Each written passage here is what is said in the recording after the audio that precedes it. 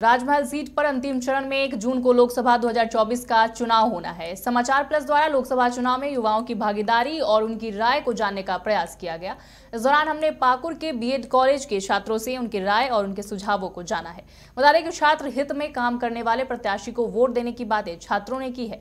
आइए देखते हैं कि इसे लेकर और क्या कुछ कह रहे हैं युवा छात्र। आइए हम इस वक्त पाकुड़ के बीएड कॉलेज में मौजूद हैं और यहाँ के बीएड के छात्राओं से हम जानना चाहेंगे कि राजमहल संसदीय क्षेत्र में 1 जून को चुनाव होना है, तो युवाओं की क्या सोच है कि कैसे इस बार कैसे प्रत्याशी को अपना सांसद बनाए और कैसे उनके लिए छात्रों के लिए क्या चाहते हैं। आइए उन छात्रों से हम बात करते हैं। क्या प्रोग्राम हुआ आपका? मेरा नाम हसन जमान है, सेमेस्टर 1 का स्टूडेंट हूँ। मैं यही बोलना चाहूँगा कि हमारे जो क्षेत्र है ये पाकुड़ डिस्ट्रिक्ट बहुत ही मतलब अशिक्षित मतलब गिना जाता है इसमें 2011 के पॉपुलेशन के हिसाब से, जनसंख्या के हिसाब से। तो मैं यही बोलना चाहूँगा कि हमारे देश हित के लिए हमारे शिक्षा के जो मूलभूत इकाई है उस सब में बढ़ावा देना चाहिए। मैं ऐसे प्रत्याशी को चुनना चाहूँगा जो देश हित के लिए और युवाओं के लिए रोजगार की और आगे की पढ़ाई के लिए सुनिश्चित करें। क्या आपने वोट पहले कभी दिया? जी, वोट दिया हूँ। सिर्फ मैं एमएलए एमपी का पहली बार दूंगा। सबसे पहले मैं मुखिया का दिया हूँ। इस बार एमपी की पहली बार वोट देंगे? एमपी की पहली बार इस बार वोट करूँगा। कैसा युवा प्रत्याशी चाहेंगे या फिर कैसे प्रत्याशी हों जो जिन्हें आप अपना एमपी चुनना चाहेंगे? हाँ, जो हमारे लिए हमारे अगले 5 साल के लिए जो हमारे हित के लिए काम करेंगे, स्टूडेंट के लिए शिक्षा में हॉस्पिटलिटी जो होती है, हाँ, जो रोजगार है बेरोजगार उसको रोजगार देने के लिए इसमें बढ़ोतरी होनी चाहिए। वर्तमान जो यहाँ के सांसद हैं उनके कामों से आप कितने संतुष्ट हैं? क्या उनको आपने देखा है कभी उनसे? हाँ, देखे हैं, लेकिन ये सिर्फ मतलब अपने शर्त पर काम करते हैं। मैं इन लोगों को मैं नहीं देखना चाहता हूँ ऐसे प्रत्याशी। मैं शिक्षा रोजगार जो युवाओं के लिए होनी चाहिए, युवाओं के हित के लिए होना चाहिए। जो एग्ज़ाम होती है, एग्ज़ाम कैंसिल हो जाती है, ये सब चीज़ ना हो, ऐसे प्रत्याशी को मैं चुनना चाहूँगा।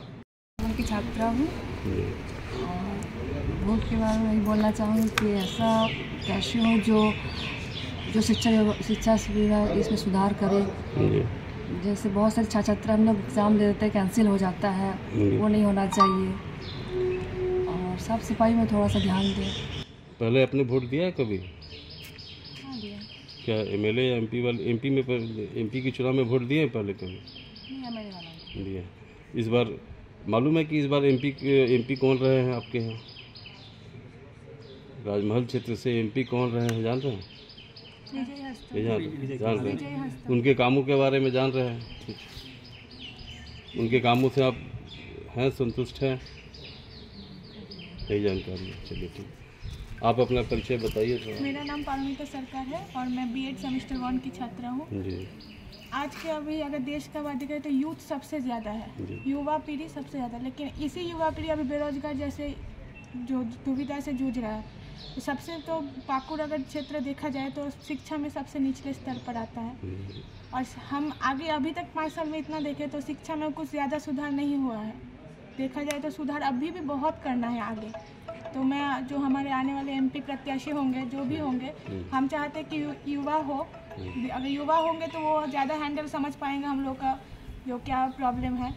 और शिक्षा व्यवस्था में होना चाहिए सुधार पाकुड़ में, क्योंकि अभी भी बहुत पीछे हुआ है पाकुड़ का शिक्षा व्यवस्था। और अगर ऐसे पूरे देश में देखा जाए तो पेपर लीक की समस्या शायद इस साल सबसे ज़्यादा हुआ है। हाल फिलहाल में जितना भी जेएसएससी का एग्ज़ाम बोले झारखंड में, जेपीएससी का बोले, बिहार का बोले, सब में पेपर लीक ही हो रहा है। तो इतना बड़ा सरकार मतलब सब इतना अरेंजमेंट होने के बाद भी कैसे लीक हो रहा है, ये सोचने वाला बात है। जो प्रत्याशी होंगे, जो वोट आने वाले मंत्री में भी होंगे तो उनको सोचने वाला बात है कि कैसे हो रहा है। तो इस क्षेत्र में उनको सुधार करने के लिए जो योग्य होंगे वही हम चाहते हैं कि वही प्रत्याशी हो, ताकि इस मामले को वो सुधार सके। ये मामला फिर से अगर दोहराएगा तो 5 साल फिर से बर्बाद हो जाएगा। तो ऐसा प्रत्याशी होना चाहिए जो इस सब में सुधार ला सके। तो मतलब शैक्षणिक शिक्षा के क्षेत्र में क्षेत्र में भी हो चाहे रोजगार के क्षेत्र में भी हो। अभी हम लोग के युवा के लिए सबसे मैटर रोजगारी लगता है, क्योंकि बिना रोजगार का तो हम लोग कुछ कर नहीं पाएंगे। तो और झारखंड में अगर देखा जाए तो बहुत वैकेंसी अभी तक नहीं निकला है। टीचर का बोलिए चाहे कुछ भी बोलिए, हर बार निकलता है कैंसिल हो जाता है या तो कोर्ट का चक्कर में रह जाता है।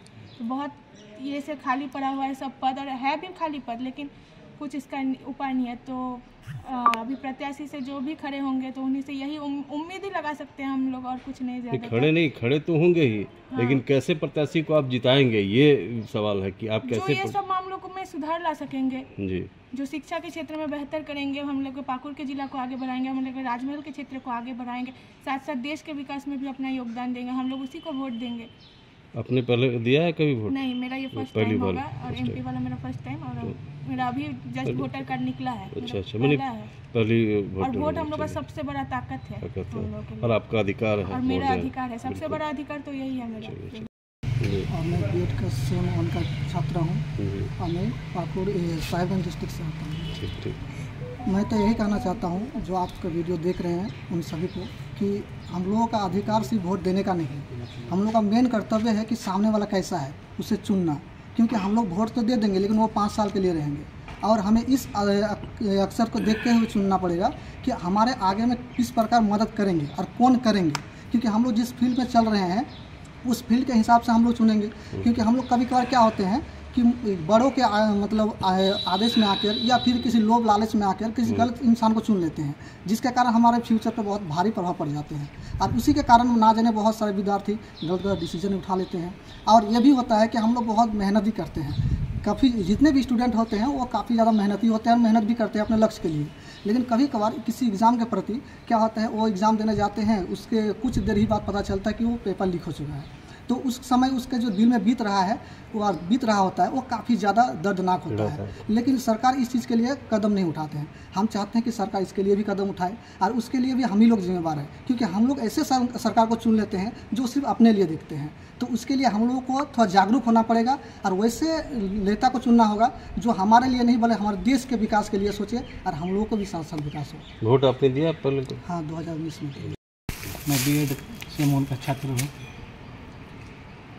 चुनाव है, चुनाव की बिल्कुल बच चुकी है, 1 जून को चुनाव होना है। कैसे प्रत्याशी को चुनेंगे? वैसे प्रत्याशी को चुनूंगा जो स्वास्थ्य के क्षेत्र में, शिक्षा के क्षेत्र में सुधार कर सके। कैसा, किस टाइप का, किस तरह की सुधार चाहते हैं आप?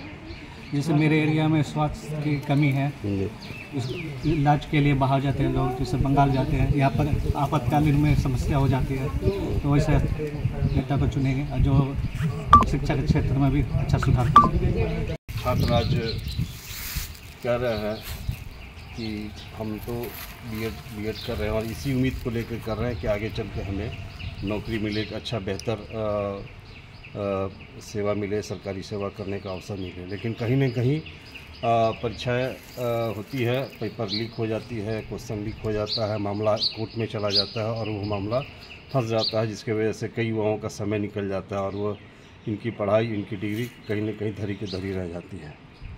तो आने वाले समय में मैं आप सबसे भी अपील करूंगा कि 1 जून को राजमहल संसदीय क्षेत्र में वोट होना है, चुनाव होना है।